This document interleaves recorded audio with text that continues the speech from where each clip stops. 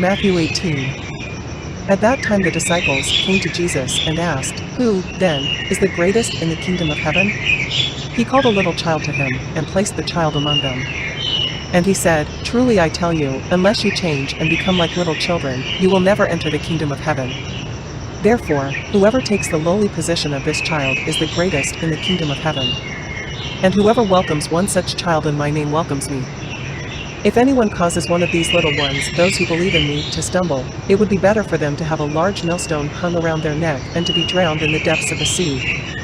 Woe to the world, because of the things that cause people to stumble.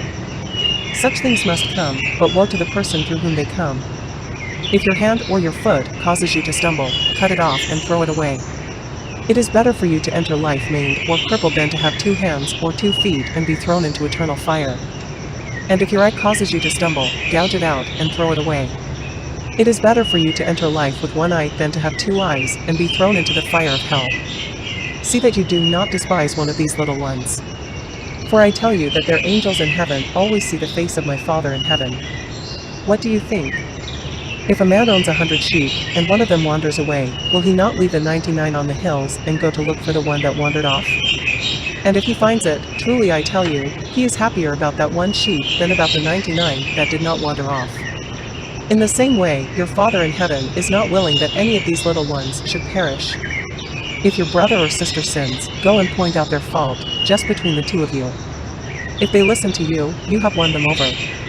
But if they will not listen, take 1 or 2 others along, so that every matter may be established by the testimony of 2 or 3 witnesses.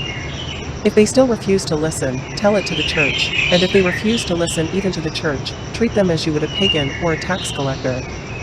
Truly I tell you, whatever you bind on earth will be bound in heaven, and whatever you loose on earth will be loosed in heaven. Again, truly I tell you that if 2 of you on earth agree about anything they ask for, it will be done for them by my Father in heaven. For where 2 or 3 gather in my name, there am I with them." Then Peter came to Jesus and asked, "Lord, how many times shall I forgive my brother or sister who sins against me? Up to 7 times?" Jesus answered, "I tell you, not 7 times, but 77 times. Therefore, the kingdom of heaven is like a king who wanted to settle accounts with his servants. As he began the settlement, a man who owed him 10,000 bags of gold was brought to him. Since he was not able to pay, the master ordered that he and his wife and his children and all that he had be sold to repay the debt. At this, the servant fell on his knees before him. "Be patient with me," he begged, "and I will pay back everything." The servant's master took pity on him, canceled the debt, and let him go. But when that servant went out, he found one of his fellow servants who owed him 100 silver coins. He grabbed him and began to choke him. "Pay back what you owe me," he demanded. His fellow servant fell to his knees and begged him, "Be patient with me, and I will pay it back." But he refused. Instead, he went off and had the man thrown into prison until he could pay the debt. When the other servants saw what had happened, they were outraged and went and told their master everything that had happened.